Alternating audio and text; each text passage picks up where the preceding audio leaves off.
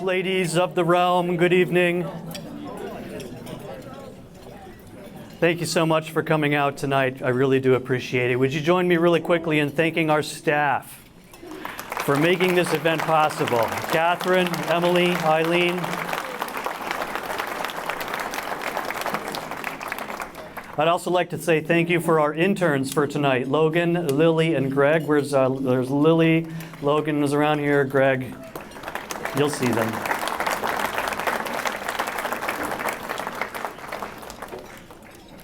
Folks, my dad is here tonight. All the way from Pennsylvania, would you please welcome Mr. Skip Wareham.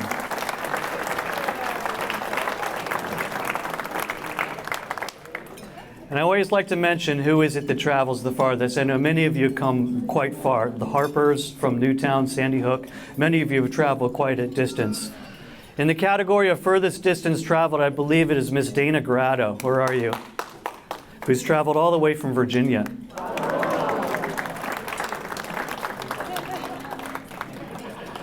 Thank you also for coming dressed for the occasion. I will tell you, we've had a lot of interest in this particular event, as if you couldn't tell. Some phenomenal outfits. You know, true story, I call people up in the week and I say, hey, what's going on? We need to talk about stuff. I say, I can't talk right now. I'm sewing my costume. One other true story, one of our younger couples said they were considering coming naked because there's a lot of naked in Game of Thrones. And I said, nah, maybe we'll just come as brother and sister and make out a lot. Thank you also to the Brotherhood of Knights. I'm very much looking forward to that performance. Our musical minstrels, our gypsy fortune teller, all of you, thank you. You make the night so very special. Thank you so much. So in keeping with our tradition of measuring market performance from client dinner to client dinner, let's go all the way back to 2021. The last time that we were at the beach. We were coming out of COVID. It was the first time we got back together, and I had talked about a coming economic winter. And we had just recovered from switching the country off, losing 20 million jobs overnight. We printed $5 trillion worth to pay people not to work. And then we hit it all with defibrillator pads and jump-started the whole thing again. We gave the economy a bunch of adrenaline, 5 cups of coffee. And anytime you do something crazy like that, you're bound to get some weird side effects. And it's hard to have an economic forecast when there's literally nothing in history to compare it with. And at that point, the Dow was at roughly 35,000. And I described that we'll probably see a whole lot of volatility, but no real forward progress. And then we got together out with the horses in Farmington last year. That was fun. And the Dow had dropped from 35 down to about 32,000, but it was making its way back again. And I said, hang in there, it's going to work its way back. And sure enough, here we are right just shy of 35,000 again 2 years later. So pretty much everything we talked about over the last 2 years, 3 years, more or less, has come to fruition. And that's one of the cool things about having all these video guys running around, is that you can go back to our videos on YouTube and ask yourself, did the things we talked about years ago or in the past come to fruition? And if it did, maybe that's an indication that the things we talk about tonight also have a good chance of coming true. And I'm not going to talk too much about economics tonight. Frankly, there's not too much to talk about. It's pretty simple. It's more of the same. As long as the Feds continue to raise interest rates and reduce the money supply, it's likely we will have difficulty growing our investments. At a minimum, I think it will be 12 to 18 months before we have the potential for things to start to change and things to get better. And frankly, the only reason we haven't seen a full-blown recession yet is because over the last 3 years, the Feds have been spending 25% of gross domestic product. If you happen to have the chart, if you want to take a look, the very first chart in there is a quick reference sheet that shows government spending over history. And if you go all the way back to 1930 as a reference, you'll see the government spending was 2.5% of GDP, and now it's more than 10 times that. The Biden government is 40% larger than the Trump government. And I think recession is coming, and maybe we don't feel it yet, but here's the analogy I would use for that is maybe one day you go skiing. You have a great time, but all of a sudden you take a bad spill and you break your leg. And the medics come along and they patch you up and they hit you full of morphine. They send you off to the hospital, and you get to the hospital and the doctors say, well, how do you feel? Oh, I feel great. Yeah, well, that's the morphine talking. And remember, it takes 6 to 9 months for interest rate increases to be absorbed into the economy and digested to a point where we feel it. And so far, we have not seen the results of the last few rounds of interest rate increases. And the Feds have made it clear that there's probably 2 more interest rate increases at least this year still to go. Interest rate increases are designed to slow down the economy.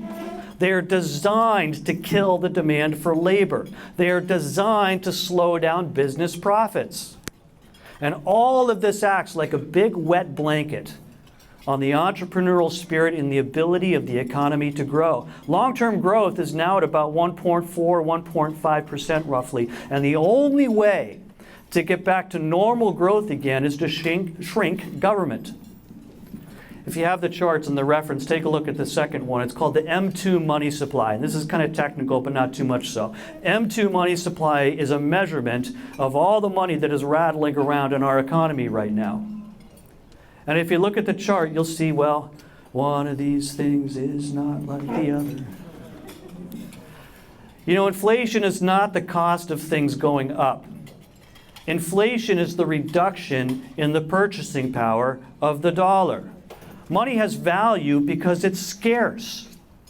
But when you print a ton of it, then it's not so scarce anymore, and the value of it goes down because it takes more dollars to buy a thing because money is worth less. That's inflation. So when you increase the money supply by 40% overnight, there's no way that we can increase output by 40% over the same period. And we have not pulled back yet enough on the money supply far enough to remove what was printed to get back to normal. And money and credit is also the lubricant that makes the economy go. And when you take it away, you get an inevitable slowdown. Again, if you have the charts, take a look at the third one. We believe in something called a capital asset pricing model. Whole lot of mumbo jumbo. But it says we're going to look at corporate profits, we're going to look at the 10-year treasury, we're going to do a little bit of math, and it will tell us where we think the S&P should be. And on the chart, the blue line is where it should be, and the dark line is where it actually is. And you'll see there's a difference, that over the last 13 years, where it should be was above where it actually was. That means there's room for it to rise. And remember me for the last 15 years? I mean, go back to our videos on YouTube from client dinners, and I'm like a broken record. I'm like Jim Cramer on CNBC. Buy, buy, buy. What about Brexit? Buy. How about murder hornets? Yeah, buy. Swine flu? Sure, buy. Greece debt crisis? Buy. People started calling me a permabull, Mr. Sunshine. They would say he's a permabull because he works with investments. He has to be optimistic. He has to be bullish. Well, the reality is I'm an independent advisor. I have access to nearly every investment on the planet. Long, short, up, down, safe, secure, volatile, whatever. If you think the world is ending, I've got an investment for you. And this is good news because you can be certain that your interests and mine are aligned. My job is to make money when we can and to protect it when we can't. And if you look at that third chart, you're going to see towards the end there where the red dot is that the capital asset model suggests that the S&P is right where it should be, meaning it is fairly valued under current conditions. But I also note this chart was printed about a month ago, and since then the S&P has rallied, so once again, we're probably overpriced again, yeah. But it means that the market is free to respond to external forces. And what do you think those forces will be? Higher profits or lower? Higher interest rates or lower? More money in the system or less? So as a result, for the first time in more than a decade, I'm currently bearish. We are more in protection mode than we are in make money mode in our office. And there's a lot of detail there I don't want to bore you with, but that's the general idea. One of the metrics I use in my office to help understand what's going on is how much the phone rings. And I can tell you my phone has been blowing up recently with people getting laid off, separated from service, part of a workforce reduction. Companies are carving off 10% of their payroll just because they think they should. They're preparing for what is next. And what they believe in next is a slowdown in the economy. So no matter what you call it, recession, stagflation, slowdown, the result is the same. The economic winter continues. And that's important because there's only been one time in human history where the stock market did not go down during a recession, and that was during World War II. So yeah, 12 to 18 months, I think, maybe longer, because we haven't meaningfully dealt with the government debt problem yet. We'll come back to that in just a second. We're all in this together in more ways than one. One of the interesting things about this group of people is we all met in the same way. Quick show of hands, how many of you came to know this office by attending a college funding presentation at a high school?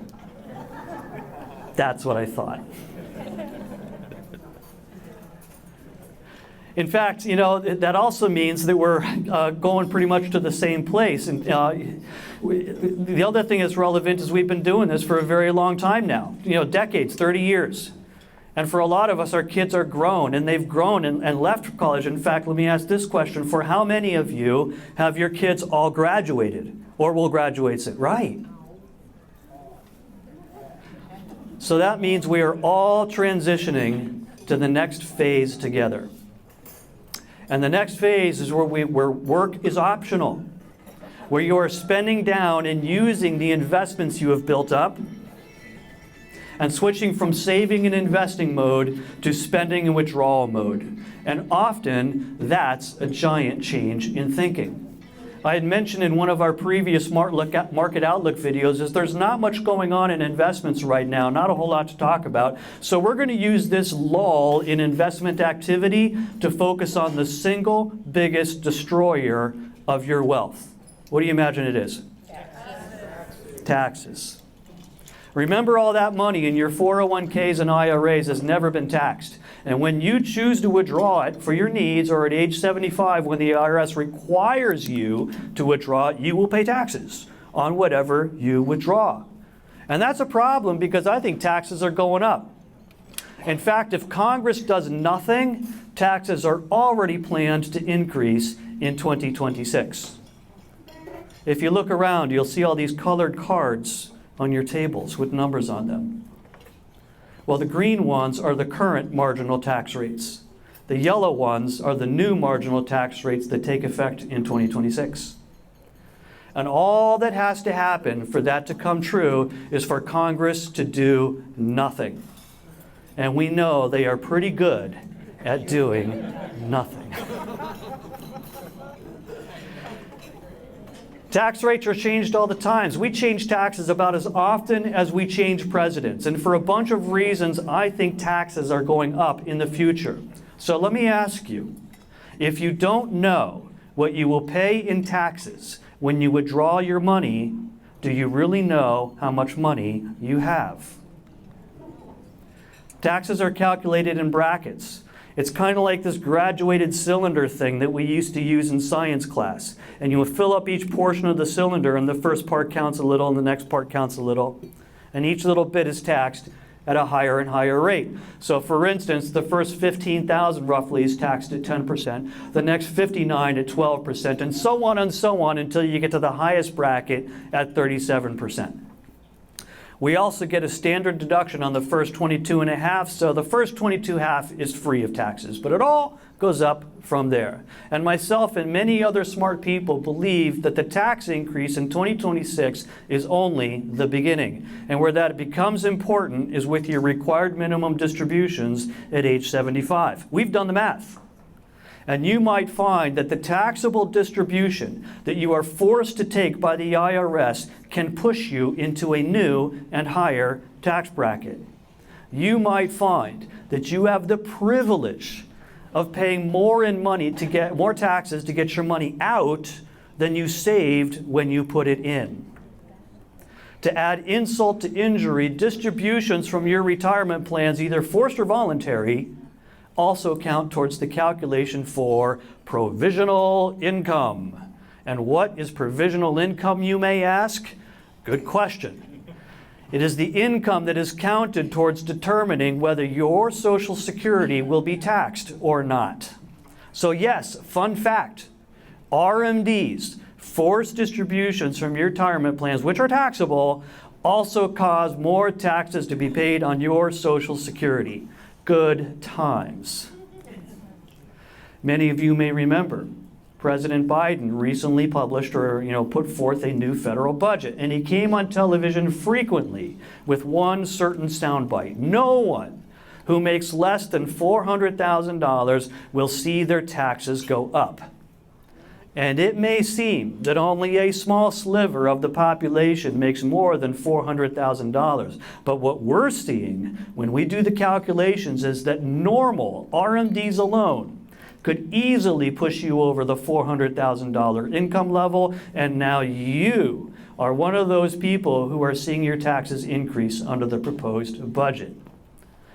Does anybody know what was the highest tax bracket in history and when it was? Any wild guesses? Actually, that's not fair because it's on the back of the sheet, but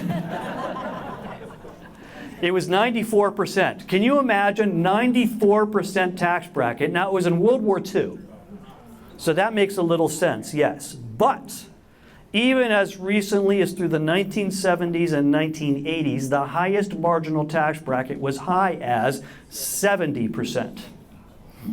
And it was not until 2003 that the top rate dropped below 35%. In fact, it was only lower during the 1920s and briefly during the Ronald Reagan presidency. So believe it or not, we are currently in some of the lowest tax brackets in history. But do you think it will stay that way? I'm not convinced. What do you think? Do you think taxes will be higher or lower in the future? Yeah, remember 401ks were invented in the 1970s when tax brackets were as high as 70%. It made sense to defer income at that time into the future under the hopes that taxes would be lower in the future. And that sort of worked out. But will it continue to work out? Remember that taxes pay for things that Congress has agreed to purchase or spend money on, and Congress is constantly spending more and more and more. Remember the recent debt ceiling debate? That was needed because our current tax revenues can't cover what Congress has already committed to spend. And that's how Washington works these days. Historically low tax rates and deficit spending. Imagine if you had to pay out of pocket each year for everything that Congress actually spent money on. Would you allow them to continue to do it?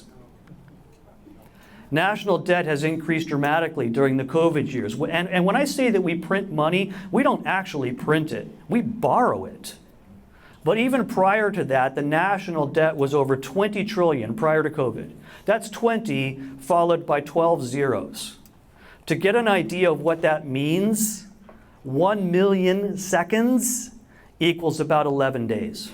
But 1 trillion seconds equals about 31 years. National debt is now over 31 trillion, more than 1/3 higher than pre-COVID, and the recent debt ceiling limit increases increased the level to 34 trillion. But that only counts the things we have already agreed to spend money on. If you consider the commitments we have made to spend money in the future, it's more like 239 trillion.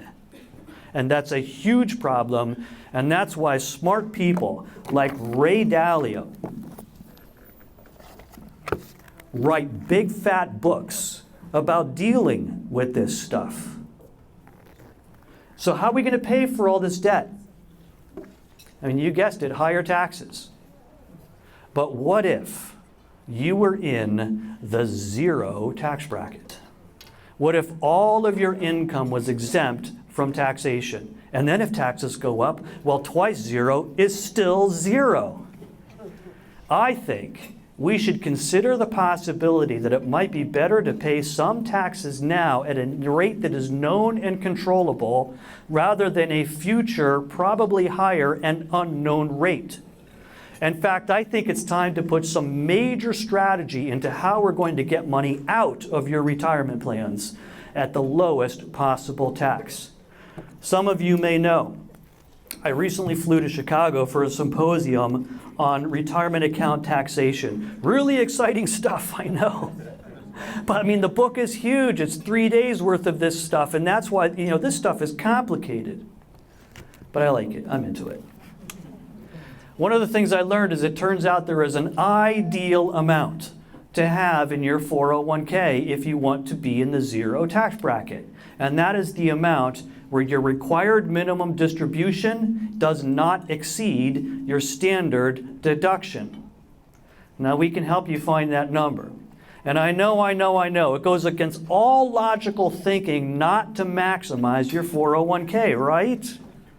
That is, unless you believe that taxes will be higher in the future, and then it makes all the sense in the world. So obviously, contribute up to the matching level in your 401k to get the free money. But what if you contributed everything else to a savings account or an irregular taxable investment account? What advantage would that give you? Well, one possibility is it makes Roth conversions possible. Roth conversions. One of the most powerful tax strategies you can implement. Remember that Roths are tax-free forever. If you happen to pick the next Google stock and it goes to a bajillion, it would all be tax-free. So what if you contributed only to the matching level in your 401k and then max out your Roth contributions and put everything else into a savings or investment account? And then when you retire, don't start your Social Security. Don't start your pensions. Live off of your savings for a little while. And because that money has already been taxed, when you withdraw it, it is also tax-free. Next, we convert a whole pile of money from your 401 into your Roth and pay taxes on that, but at your current rate. And since you're living off of savings, your tax rate is 0. So you pay little to no tax to convert a pile of 401k and IRA money into tax-free Roths. Of course, significant details apply. Please consult your tax advisor. But also, by the way, distributions from a Roth are also exempt from provisional income.